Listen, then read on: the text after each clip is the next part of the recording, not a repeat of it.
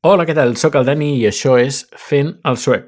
Avui et parlaré del model suec que porta ja uns anys en transició. Però comencem pel principi. Durant dècades, Suècia va ser el mirall on es miraven tots els governs del món, que volien demostrar que es podia ser ric i just alhora. El Folkhemmet, que literalment vol dir la casa del poble, no era només un eslògan, era un pacte social real on l'Estat es comprometia a garantir que tothom, vull dir sense excepcions, tingués accés a una feina digna, a una educació de qualitat, a una sanitat universal i a un sostre sobre el cap. I durant molts anys ho van aconseguir. Suècia era l'exemple, la prova vivent que un estat del benestar generós no estava renyit amb una economia dinàmica i competitiva. Però a principis dels anys 90, alguna cosa va canviar. No va ser un canvi sobtat, sinó més aviat una transició gradual, gairebé silenciosa al principi, que va anar guanyant velocitat fins a transformar per complet l'estructura del país. L'Estat va començar a obrir la porta al sector privat en àrees que fins a llavors havien estat territori exclusiu del sector públic. L'argument era senzill i seductor. El mercat ho farà millor, deien. Ho farà més eficient. I el ciutadà tindrà llibertat per triar. Us sona, no? Triar el seu metge, triar l'escola dels seus fills, triar el proveïdor que l'ajudaria a trobar feina. 3 dècades després, el 2026, el balanç d'aquest experiment és com a mínim inquietant. I el que ve a continuació és la radiografia completa d'un país que ja no mira amb optimisme el camí que va prendre. Comencem per la feina, perquè és potser el cas més escandalós.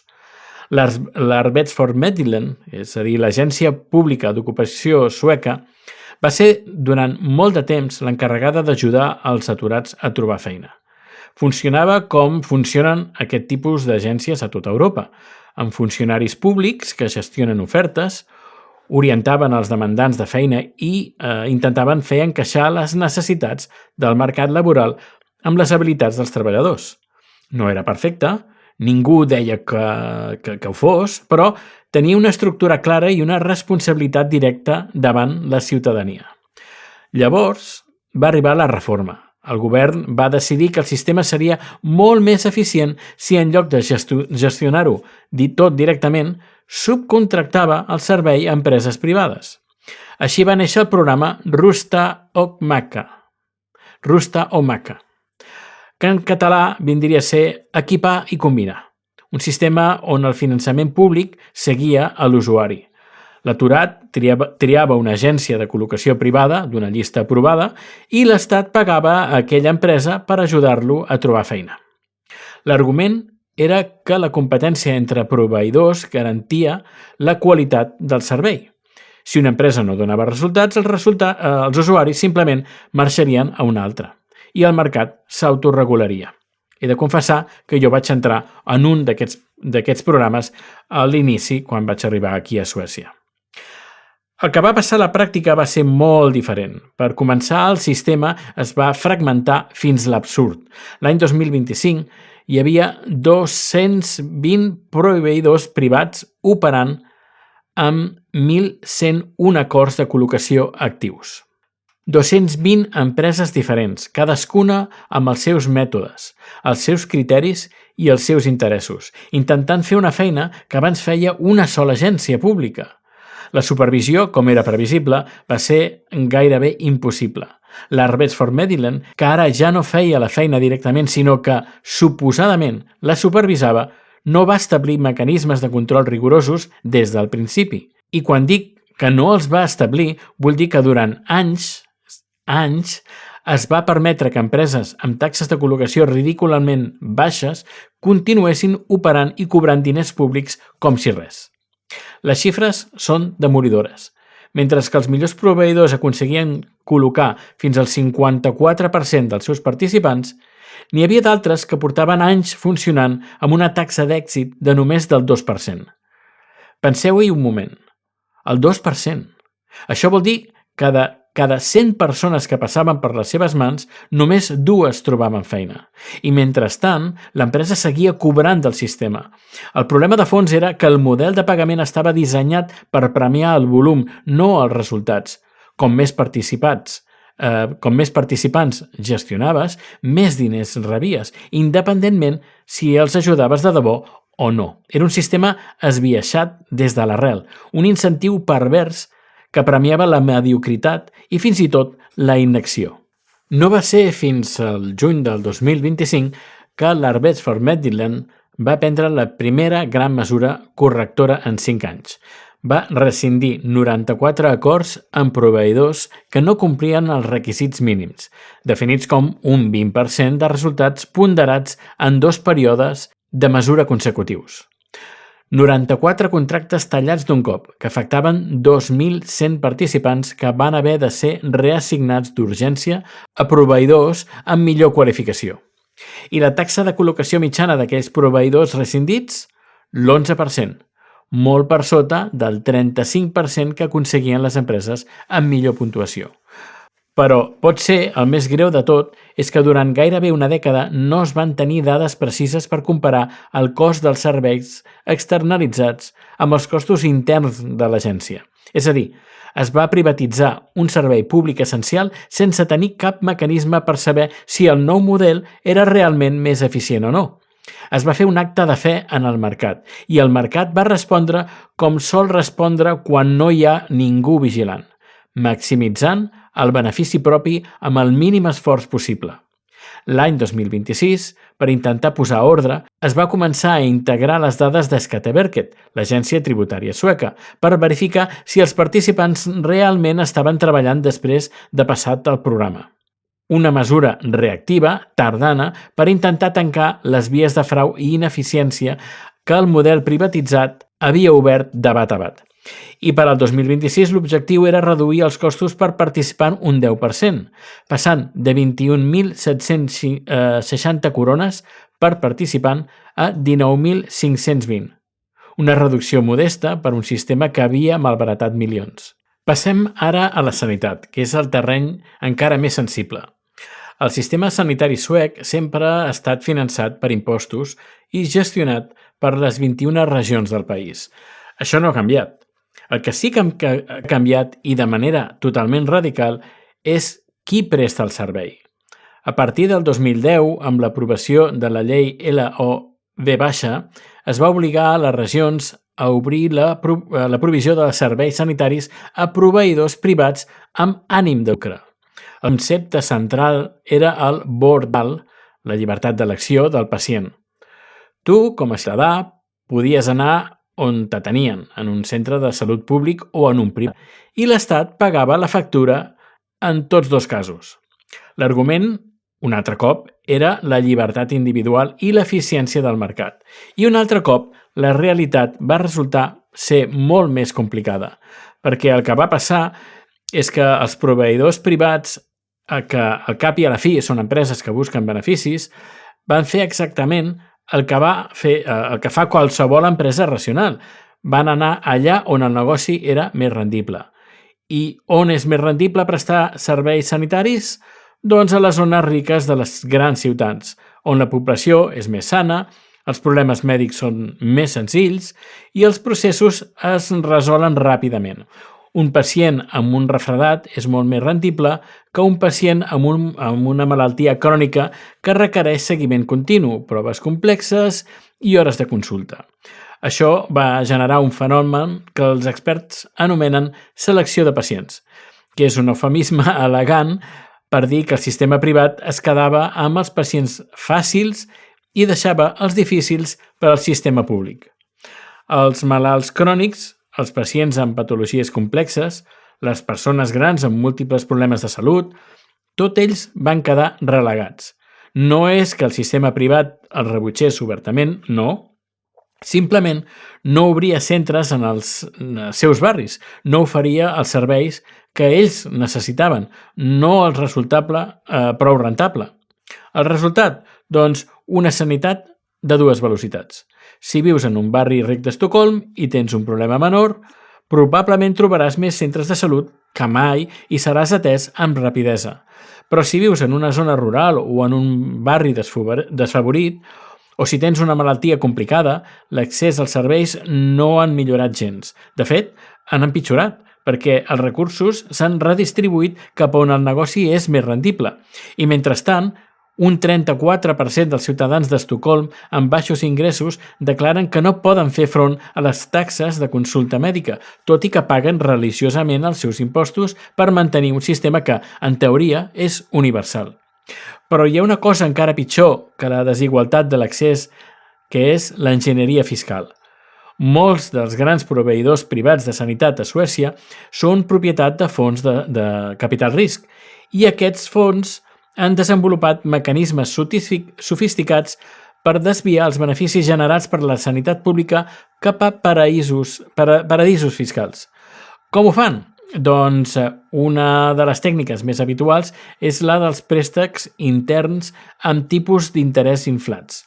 L'empresa el que fa és gestionar els centres de salut, demana un préstec a una altra empresa del mateix grup, radicada en un paradís fiscal, a un tipus d'interès molt per sobre del mercat. Després, els interessos pagats pel préstec redueixen els beneficis declarats a Suècia i, per tant, els impostos que s'hi paguen, mentre que els diners que acaben al paraís fiscal, on el grup matriu gairebé no tributa, doncs es queda tot els diners. És un drenatge legal de recursos públics per a les butxaques d'accionistes privats. A més, s'han documentat casos de centres de salut públics venuts a preus molt per sota del valor del mercat, el que equival a un malbaratament massiu d'actius pagats per tots els contribuents. I el més dolorós de tot, la confiança ciutadana al sistema s'ha esfondrat. L'any 2011, el 60% dels suecs confiaven en el sistema sanitari. L'any 2024, aquesta xifra havia caigut al 41%. Una caiguda de gairebé 20 punts en 13 anys. I cal entendre què significa això. Quan la gent perd la confiança en la sanitat pública, comença a buscar alternatives privades, a contractar assegurances de salut per saltar les llistes d'espera. I això crea un cercle viciós que erosiona encara més i més i més el sistema. Perquè si els qui tenen diners se'n surten pel seu compte, perden l'incentiu per defensar un sistema públic realment fort. I quan la pressió política per millorar la sanitat pública disminueix, el sistema es degrada encara més i encara més gent busca alternatives privades. És una espiral descendent que posa en perill la mateixa idea de la sanitat universal. I tot això, cal dir-ho, amb una despesa pública sanitària que no ha parat de reduir-se. Suècia ha passat del 9,5% del PIB en despesa sanitària a menys del 8% en les darreres dècades. Un control estricte de la despesa que, combinat amb la privatització, ha significat que es fa menys en menys. I el que es fa ho fan cada cop més empreses que prioritzen el marge de benefici sobre la qualitat assistencial. Ara anem a l'educació, que és on el model suec ha estat més agosarat i on potser ha fracassat de manera més estrepitosa. L'any 1992, Suècia va introduir el xec escolar universal. Cada alumne rebia un xec finançat per l'Estat que podia gastar a l'escola que volgués, pública o privada. Això va obrir la porta a les Friskoler, les escoles independents finançades amb fons públics. Fins aquí la idea no era exclusivament sueca. Molts països han experimentat amb sistemes de xec escolar, però Suècia va fer una cosa que altre país del món ha fet. Va permetre que empreses amb ànim de lucre gestionessin escoles amb finançament 100% públic i n'extraguessin dividends per als seus accionistes. Cap altre país del món ho fa. Suècia és l'únic. El que va començar com un intent d'introduir competència i innovació en el sistema educatiu s'ha convertit 30 anys després en el que la mateixa ministra d'Educació, Lotta Edholm, va qualificar el novembre de 2023 com un fracàs sistèmic. I no ho deia com un activista d'esquerres ni un acadèmic en una torre d'ivori. Ho deia la ministra del govern en exercici. Les conseqüències han estat devastadores. La primera i més visible és la inflació de notes. Les Friskoler, que competeixen entre elles per capturar alumnes, perquè recordem que el finançament depèn del nombre de matriculats, han descobert que la manera més eficaç de treure clients és posar-los notes altes. Si tu, com a pare o mare, pots triar entre una escola on el teu fill treu un notable i una altra on treu un excel·lent, on el portaràs? El problema, és clar, és que les notes no reflecteixen el que l'alumne sap, sinó el que l'escola necessita que sembli que sap. És un engany col·lectiu que ha erosionat la credibilitat de tot el sistema de qualificacions. La segona conseqüència és la segregació. Les Free Scholar han tendit a captar els alumnes de famílies en nivells educatius alts, famílies que estan informades, que comparen opcions, que trien activament. Mentrestant, les escoles municipals s'han quedat amb una càrrega desproporcionada d'alumnes amb necessitats especials, alumnes d'origen immigrant, alumnes de famílies amb menys recursos.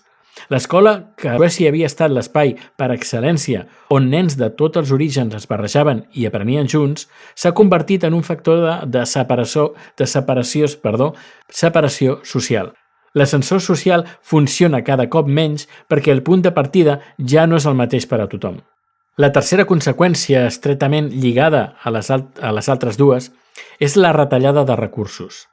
Algunes escoles de secundària, les Gymnasia Scholar, han eliminat biblioteques, han reduït el personal de suport, han retallat en tot allò que no es veu directament des de fora, per maximitzar el marge de benefici. Perquè si ets una empresa que gestiona una escola i el teu objectiu últim és generar dividends per als teus accionistes, cada corona gastada en una biblioteca és una corona que no val repartiment de beneficis.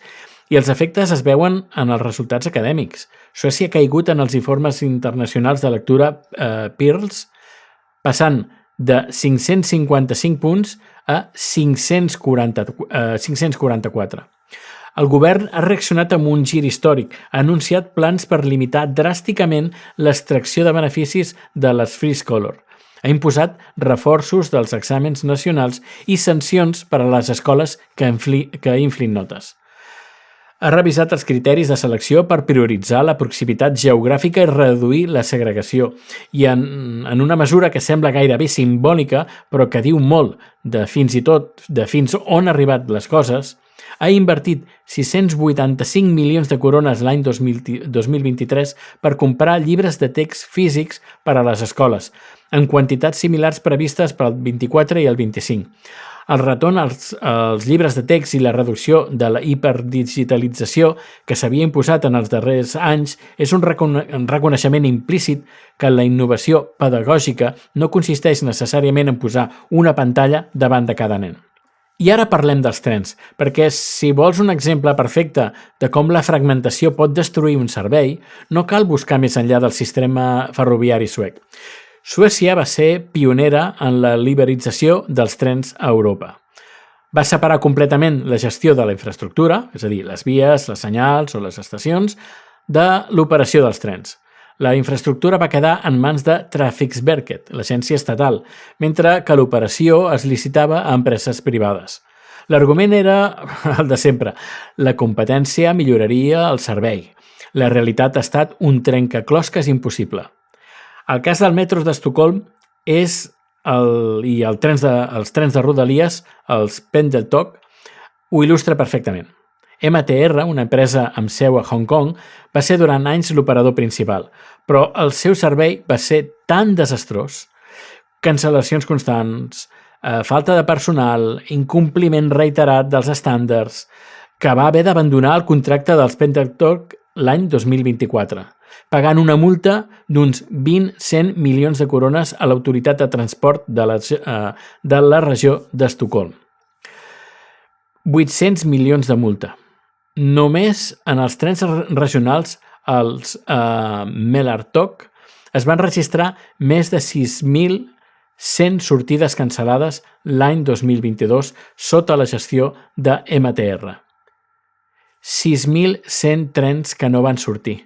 I quan MTR va marxar, el relleu va haver de ser pres per SJ, l'empresa que gestiona els trens, l'antiga operadora estatal, en règim d'emergència, perquè no hi havia ningú més disponible per fer-ho. El metro d'Estocolm, mentrestant, va passar de MTR al grup Connecting Stockholm, format per Go Ahead i Globalvia, i a finals del 2025. Un nou consorci amb el repte de fer funcionar un sistema que acumula anys de problemes. Perquè el problema no és només l'operador, és el manteniment. L'empresa Structon, amb contracte fins l'any 2031, s'encarrega del manteniment de les vies del metro. I l'any 2024 es va detectar un defecte en la infraestructura que danyava sistemàticament les rodes dels trens. Les línies blaves van patir tancaments parcials durant setmanes perquè la falta de coordinació entre SL, l'operador, i l'empresa de manteniment feia gairebé impossible la intervenció ràpida. I és que aquesta és la gran trampa de la fragmentació. Quan el servei funciona bé, ningú sap exactament qui és el responsable, però tothom vol atribuir-se el mèrit. Quan el servei falla, ningú sap exactament qui és el responsable i tothom es passa la pilota. Un sol tram de via pot estar subjecte a desenes de contractes de subcontractació, cadascú amb el seu proveïdor, les seves condicions i els seus terminis. Coordinar tot això per fer una reparació d'urgència és un malson burocràtic. I el deute de manteniment acumulat és colossal. Traffic Berket ha reconegut que el ritme actual d'inversió podrien trigar 90 anys a resoldre tot el manteniment pendent de la infraestructura ferroviària sueca. 90 anys. El govern ha anunciat una inversió que ha qualificat d'històrica. 1.171 milions de corones per al període 2026-2037. Però els experts adverteixen que amb aquesta quantitat de diners s'aconseguirà recuperar entre el 10 i el 15% del manteniment pendent, un 10 o 15% en 11 anys. A aquest ritme, el sistema ferroviari suec podria no recuperar-se mai completament, almenys no durant la vida de cap dels que estem escoltant ara aquest podcast. Però el deteriorament del model suec no es limita als serveis públics privatitzats. Les seves ramificacions s'estenen al mercat de l'habitatge, al mercat laboral dels joves, i les xifres són igualment alarmants. Suècia ha passat de ser un referent en habitatge accessible en esfondrar-se a una crisi d'oferta que sembla insoluble. A Estocolm, la llista d'espera per accedir a un lloguer protegit pot arribar als 20 anys. 20 anys esperant per un pis de lloguer. Això ha creat una societat de propietaris fortament endeudats perquè l'única alternativa al lloguer protegit és comprar. I comprar a Estocolm vol dir hipotecar-se fins al coll. Amb la pujada dels tipus d'interès, la ràtio de pagament de deute respecte als ingressos ha saltat del 10% l'any 2021 al 16% l'any 2024, un increment del 60% en 3 anys que posa moltes famílies en una situació financera extremadament fràgil. I els joves? La xarxa d'atur juvenil sueca s'ha enfilat fins al 24,3% l'any 2024. Gairebé un de cada 4 joves entre 15 i 24 anys no treballa. Aquesta xifra dobla la de Dinamarca, que té un 14,6% i supera amb escreix la mitjana de la Unió Europea. És una dada que costa d'assimilar quan parlem d'un país que durant dècades va ser el model d'ocupació plena.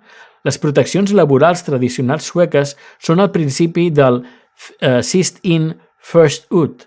L'últim a entrar és el primer a sortir, que van ser dissenyades per protegir els treballadors. Han acabat creant barreres insuperables per a les noves generacions. Si ets jove i acabes d'entrar al mercat laboral, ets el primer que faran fora quan vinguin maldades. I si, a més, el sistema de col·locació privatitzat funciona tan malament com hem vist, les possibilitats de trobar una nova feina ràpidament són mínimes. La concentració de la riquesa ho confirma. El 10% més ric de la població acumula el 41% de la riquesa total del país, un salt significatiu des del 35,8% que tenia l'any 2007. Suècia, el país que va inventar la igualtat escandinava, es fa cada cop més desigual i la segregació entre nadius i immigrants afegeix una capa extra de fractura social que erosiona la cohesió que havia estat la marca del país. Amb un creixement del PIB fràgil, l'entre 1,6 i el 2,3% per al 2025-2026, Després de 2 anys d'estagnació econòmica, el marge de maniobra és molt estret. El govern s'enfronta a un dilema impossible, mantenir la prudència fiscal que li exigeix la seva tradició econòmica mentre respon a les creixents demandes d'un sistema de salut envellit, d'unes infraestructures que cauen a trossos i d'una població jove que se sent abandonada. I quina conclusió en podem treure? L'anàlisi de la Suècia del 2026 ens diu una cosa molt clara. La privatització massiva dels serveis públics no ha complert les promeses que es van fer fa 3 dècades. No ha estat més eficient, no ha estat més barata, no hi ha millora a la qualitat. En el cas d'Arbeidsformiddelingen, ha generat una burocràcia privada ineficaç que ha malbaratat fons públics durant anys sense que ningú ho controlés. En sanitat, la llibertat d'elecció ha acabat beneficiant els qui menys ho necessitaven, mentre que els més vulnerables quedaven enrere. En educació ha creat una segregació que amenaça els valors fonamentals d'una societat que es definia per la seva igualtat i en transport ha deixat un deute de manteniment que podria hipotecar el país durant generacions. L'evidència suggereix que Suècia ha de moure's cap a una reintegració dels serveis essencials, no necessàriament un retorn complet al model antic, perquè el món ha canviat i el que funcionava als anys 90 potser no funciona el 2026, però sí cap a una recuperació del control públic en aquells sectors on la fragmentació ha demostrat ser desastrosa. Perquè el model de benestar és un ecosistema fràgil, no n'hi ha prou en finançar-lo, cal gestionar-lo amb un compromís ferm amb l'interès públic, més enllà del benefici immediat d'uns pocs. La Suècia del 2026 ja no mira amb optimisme el seu experiment privatitzador. Busca, amb dificultats i amb el pes de 3 dècades de decisions difícils de revertir, la manera de reconstruir el seu contracte social entre bases més sòlides i més equitatives. I la lliçó per a tots els països que miren cap a Suècia, ja no com a model limitar, sinó com a advertència a tenir en compte. És que l'estat de benestar no és un luxe prescindible, és el fonament sobre el qual es construeix una societat que funciona per a tothom i no només per als qui poden permetre's pagar-se una alternativa privada. I fins aquí el capítol d'avui. Una miqueta dens m'ha quedat, em sembla a mi. Però bé, jo crec que amb molta informació que nosaltres, com a catalans, podem prendre nota perquè aquestes coses no es repeteixin al nostre país. Moltes gràcies pel teu temps i ens escoltem ben aviat i segurament el proper capítol serà una miqueta més lleuger. Fins aviat. Adeu!